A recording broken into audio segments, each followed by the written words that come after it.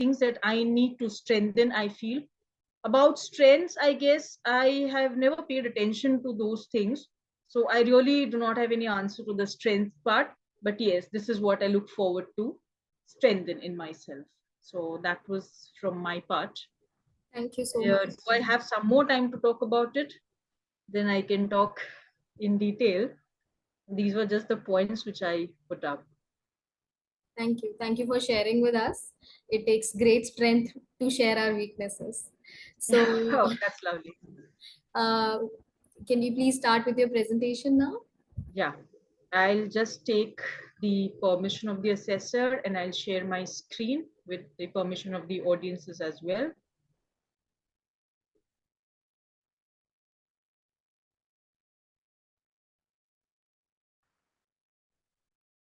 I hope my screen is visible.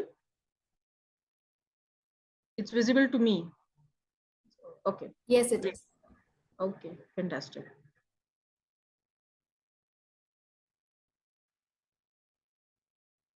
So the topic which I chose for today is, does organizational culture have its effects on profits?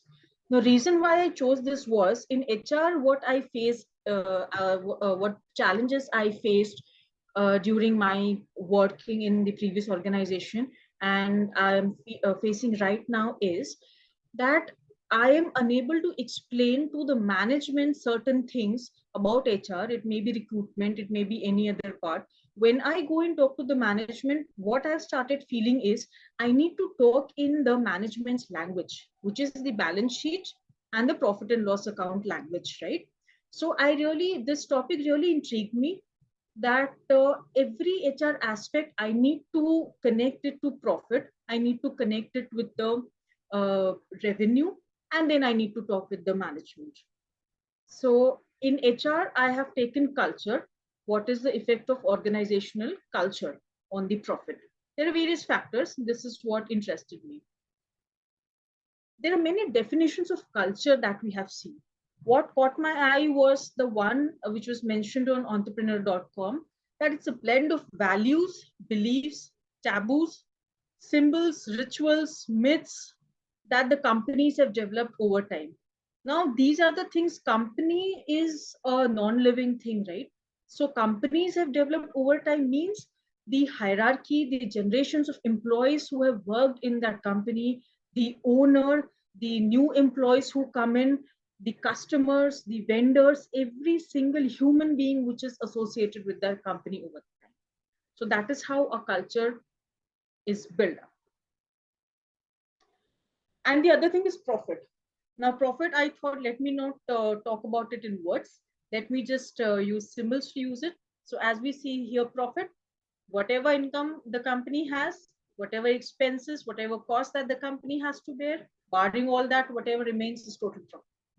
I need to show how the culture has its effects on the profits, which is the final income of the company. So I have taken few case studies to back whatever I am saying. And also I have taken few points which I feel that resonates with me. Okay. First is, strong cultures, they breed engagement. First is, what do we mean by engagement? As you see this picture and the other one, engagement means a strong bonding between the employees. Employees means not only employees at a particular hierarchical level, but the subordinate, the reporting manager, the owner, everybody. Now, how can that happen? That can happen when the employees feel respected, when they feel they're recognized, appreciated. We all know how a positive culture can be enforced, being into human resource. So I'm not going into the details of all those, but yes, engagement is everything that makes an employee happy for all those 9 to 10 hours that he or she is spending in the organization. Talking about the stats or the statistics, if an employee is engaged, a report by Business to Community, it says that they can outperform those who are not engaged by around 202%. 202% is a significant amount. Even a 5-point increase is linked to a 3% increase in the revenue, as per 2018 Global Employee Engagement Trends report from Aon. So this is something which I thought, let me just put it on my slides So we can, so that whatever I'm saying, that makes sense. A 142 country Gallup report of state of the global workplace, it shows that 63% of employees are not engaged, 24% are actively engaged. So 13% of workers are there who are engaged in the work that they do. It's like uh, in the below sentence, it is mentioned in the numbers that the 900 million employees are not engaged and 340 million are actively disengaged around the world. I would like to give an example here that we know the charcoal, right? We know the charcoal.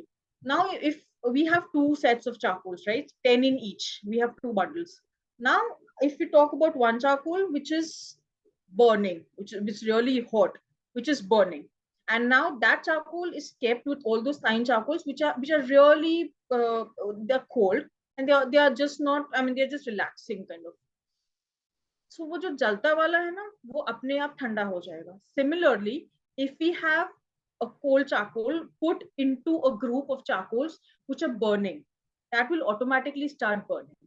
So what I want to communicate here is that disengaged employees are really more of a liability and more of a risk to the organization than because they actually affect the people who are working in the organization. So that was my point here. Jason Lauriston from Talent Anarchy, he says that engagement is a renewable daily decision, which is voluntary given when the company has proven worthy of it. It is the test of the company, is what he says. Link between employee happiness and productivity. I will directly go to the stats here. There was a study by Columbia University which showed that the job turnover, where there was a high culture, I mean the culture was focused upon, was merely 13.9%. Whereas in the company with the low company cultures or a negative company culture, it was 48.4%. Now we all know that turnover means more of recruitment, and we all know that it does cost the company. Getting a person on board and he leaves, and then replacement of that person, and multiple replacement of that same position, that really costs us and the company as well. Now why this happens? Because people who are unhappy, they they don't just work beyond the working hours, they just work for the salary. They just don't feel that I should add that extra X factor to my work or to the company, and I don't feel like working in any more than what I'm supposed to. Rob Marcus Howard Business Review blog had a post that had a heading, "Transform Your Employees into Passionate Advocates," where he says that loyal, passionate employees brings a company as much benefit as loyal, passionate customers, internal customers and external customers, as we're talking about. Loyal and passionate employees, they stay longer, they work harder, they work more creatively, and they are willing to go that extra mile. What can I do extra than what my role and responsibility is? What is it that I can give to the organization? There is a sense of giving. They bring more great employees because certainly they become the ambassadors of the company. And of course, more happiness, so more employees for customers and for shareholders. Now, happy employees ho gaye. But then why happy employee? Why should a company be concerned about the employee being happy? After all, if you're talking about profit, then we see that workers who are happy, they're 12% more productive than the average worker, and the unhappy worker is 10% less productive. This is by Department of Economics at the University of Warwick. And again, it has mentioned in units of dollars that unhappy employees, they cost American business over $300 billion each year. Now, employees who are actively engaged in their job, that is, they're happy, they produce results. But who are disengaged, what do they? Now we are coming to the profit, to the company part. Those who are disengaged, they produce 28% less revenue than those who are engaged. On the other hand, happy employees, They outperform the competition. So we're talking about the market by 20%, and they earn 1.2 to 1.7% more than their peer firms. And they are 2.1% above industry benchmarks. So the company is working more or earning more than what exactly the industry is. Happy workers also are likely to solve difficult problems faster. Why? Because they're willing to do it. For example, there is something that the organization is facing. The worker is really motivated, really happy, and really feels that belongingness to the organization, and would certainly do for the organization as he or she would do for the family. This comes from statistics from New Century Financial Corporation.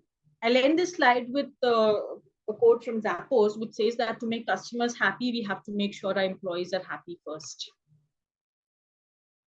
Negativity and the bottom line. Bottom line is profit, as we all know.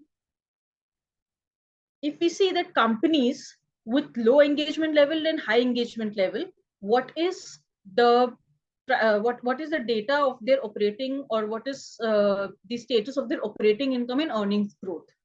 For companies with low level of engagement, their operating income decreases by 33%, whereas earning growth decreases by 11%.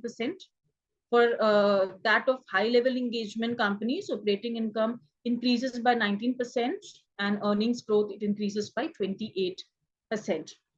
Now we all know that employees are assets of the companies, because after all, it is the people who work for the companies, right? So marketing innovators, in the sense, we are talking about those people who are into this, who are into business generating functions in a company. Satisfied employees mean satisfied customers, because once the employee is satisfied, is happy, he would certainly take care of the customer. You don't have to worry about it, right? So internal customer happiness comes first, then comes the happiness of the customer. Money can't buy happiness, we do say, but then happiness can buy money. This is what the above statement says. I have taken 3 studies. I have not taken the technical part of it, like the research, the null hypothesis, and the hypothesis that the studies have proved, and what were the type of respondents. But I am just using these studies to back that, yes, to strengthen the point that, yes, culture does affect the profit, and it will make your task easy to gain profits if you put focus on the culture. Now, Flamont's 2001 study, the intent of this study was to determine whether the corporate culture has an impact on financial performance. And the objective, there were 2 objectives of this. One was to determine the extent to which the people throughout the organization, they agreed uh, with the stated or the desired culture, कि ये culture ऐसा होना चाहिए.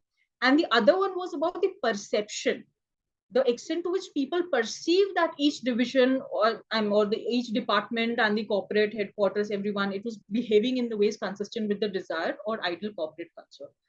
The conclusion was that greater the degree of agreement between the desired corporate culture and the culture which is perceived to exist, the better the financial performance. The more it is on one page, the better it is for the financial performance of the company. I would go to the other study, which is Telda's study in 2016. The objective was to find out that what are the successful strategies which the senior company managers are using to establish a healthy organizational culture to improve performance. And the findings were basically on 4 themes, which is a well-defined mission and vision. There has to be a focus, a goal, where the company is heading, where the ship is actually going. Core corporate values, something which is there in the root of the company. Employee focused leadership. Are you actually focusing on the people who are working for you, who are working for your organization, right? And the other thing was consistency. So overall conclusion was how I the think time. managers. I think time is over. Am I not having? Am I having 2 minutes more? No, time over. Time over. Okay, then I would completely go to the conclusion. In conclusion, I just had to say that revenue and profits is something that the organization strives for, but who gets it? People get it. and just taking 30 more seconds. Company culture, it makes a difference. For example, 3M created a program called 15% time, wherein the employees were allowed to, explore their ideas, wherein Art Fry could invent post-it note. Google started 20% of time program that gave us Gmail, Google Earth, and Google Talk. HP also did the same, which gave us few other products. So one thing I would like to say here is only culture will not also help. Strengthening the culture also means connecting the culture with the strategy of your business. That is really important. One culture in X company may not work in the Y company. It has to be aligned with the strategy of that particular company. So thank you for the patience, and thank you, sir, for helping me wind up in the given time frame. I think I should just stop sharing my screen now.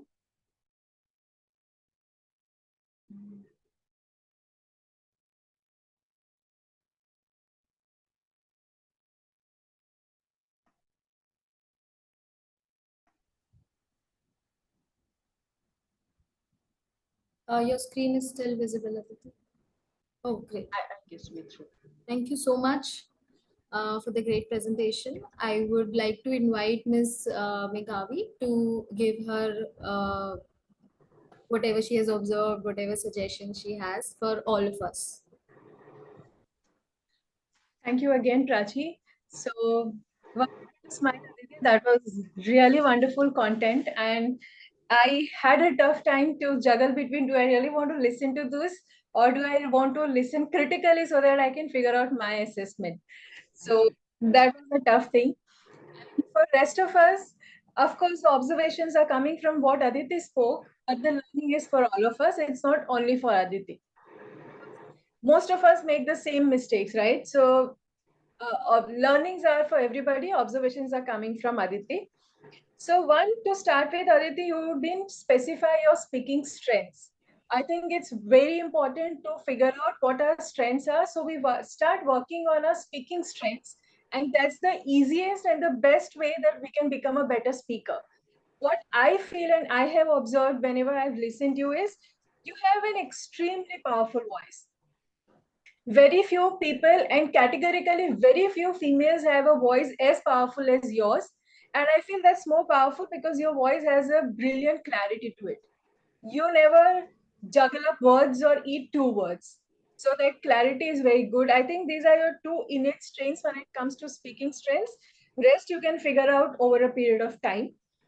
Uh, what I liked with you is that you started by taking permission to share the screen now. Of course, you have been invited as a speaker, so you have all the permission, but yet you started with that. And spoken grace is always, always one of the most successful strategies when it comes to communication, when it comes to speaking. Everybody loves when you take permission and you use words like please, thank you, excuse me, sorry, and all of that. So that was a brilliant start. I also liked how you framed your why. That why did you select the topic? That was very powerfully designed, but somehow the delivery was not as impactful as it should have been. There were a little more ahs and ums in that part of the speech as compared to the entire part of speech. So maybe next time, and as it is we say in public speaking, that entry and exit are the two most important things. In between, if you make a little mistake here there, it's still okay, but the entry is the most powerful. So that if you could have worked a little on your speaking along with how you design, would have added a little more flavor to that. I love the way you designed, where you shared the definition of culture. Because when you say culture, everybody has their own understanding. But when you want to talk about a thing with a certain context, it's always a good idea to define and also share what's your source of definition. So everybody is on the one page and everybody understands that every time you say culture, this is what you mean, and it's not another random meaning. So that was a very nice thing. I also love the way you had proper emphasis on certain words, and few words I failed to write a lot, but few words like resonate, breed, they were really very nice words. So they were a little good. The way you say that you want to work on your vocabulary, that's where I was a little more concerned about what kind of words are you using. So these were some nice words. when it comes to your slide, some of your slides had brilliant information, but it was all overloaded. So maybe you could have increased the number of slides or just put certain numbers that you can remember and can share the statistics instead of the entire sentence. So just put the source. Where did you find this and what are the figures? Rest you can use in your vocabulary. In your speaking. So that way your slides don't look so cramped and people don't get busy reading the slides. They are rather looking at listening to you. So that can be one of those things. Your stats were insightful, and whenever you're talking numbers, people just can't escape listening to you. That's one of the most powerful ways to communicate your message. You had brilliant statistics, but while you were sharing the statistics is while you were the fastest in your speech. But while you share your statistics, people need a little time to absorb that because those are numbers. Your mind starts churning when it comes to numbers. So whenever you are sharing stats, go particularly slow so people have enough time to uh, process whatever they have to do with those numbers. Your transition from one slide to another slide could have been a little smoother and a little more interesting. And another thing which I noticed was while you were discussing on these two slides where you had a lot of statistics, at that point in time, you had very powerful and relevant expressions. Whenever you wanted to say that people are confused, you had that confused look on your face. When you were talking about people not being happy with the organization, so unhappy thing, you had that not so happy, a little sulking face expression. So those expressions were going quite in terms with that, and they were quite evident and powerful. So that was a nice thing. However, with that expression, your eye contact was not directly into the webcam. Now, I understand having people in front of you and having a screen are two totally different things. And screen, end of the day, is still a screen. But still, your eyes were going here, there, everywhere. So maybe you could control that a little bit. People would have enjoyed a little more with those expressions. So that's one thing you could have taken care of. The quote which you added from Zappos, that was very apt. Always adding quotations to your thing makes one, it makes an impact. Second, it tells how well read you are, that you have come across this kind of things. So quoting that adds a lot to your credibility as well. And somewhere you mentioned that I have taken this, but I have not taken this. So of course, in this limited time, you can't do everything. So why do you want to tell people that you have not taken this? So don't let them know. In fact, this is one of the things my mentor told me that when you prepare something, it's for sure that you are going to forget that. But yet you be the only person who knows that you forgot that. Nobody else has to know because they don't even know that you thought about that. So why would you want everybody to know that this is what you have not taken? You have not taken, ticket. It's limitation of time. And also your combination of using Hindi once or twice as a quotation or as a line, that was equally interesting. Your conclusion, the way you had prepared, whatever last two slides you did, that was fabulous, extremely powerful. But again, since you are not focused with the time, we couldn't really taste it the way you had prepared it. So I think that should have been better. Grammatically, I could not figure out any mistake. I don't know if there was any, but I could not figure out. Your pauses, some little pauses here, there were a little arbitrary, but I understand that when you are in the flow, you just kind of miss a word and do that. So not something to be really worried about. Flow was good, speed was good. The filler words which you have been using a lot, one is really, second is so, third is basically, I heard you use this word basically twice or thrice. Uh, Too many uses of and. So not every time you have to conjunct two, three sentences and. You rather stop that sentence, start a new sentence. So that makes easy for people to listen and process smaller sentences as against longer sentences with two, three ands in it. And was one of the other feelers that you could have avoided. But overall, very nice. And the warmth in your voice was something which we could sense. I mean, I could sense for sure. Thank you so much, Meghavi. I mean, such an elaborated description of what I have spoken. it is so much helpful to me. I just can't express in words. And this has happened for the first time that I have spoken and I've got a feedback for it. So thank you so much. I guess this is the portion that I would like to keep with me. I mean, this portion of the recording with me forever, so that I can take care while I'm preparing my future speeches, if at all I get a chance in future. Pleasure. And I so appreciate your spirit of taking it so positively. Thank you. Well, this has been quite a productive session today. I certainly got a lot out of it, and I hope we all did too. I would like to thank Ms. Meghavi for being our assessor and Ms. Aditi for enlightening us with the value of work culture. And thank you everyone in the audience for taking out precious time from the weekend to attend this session.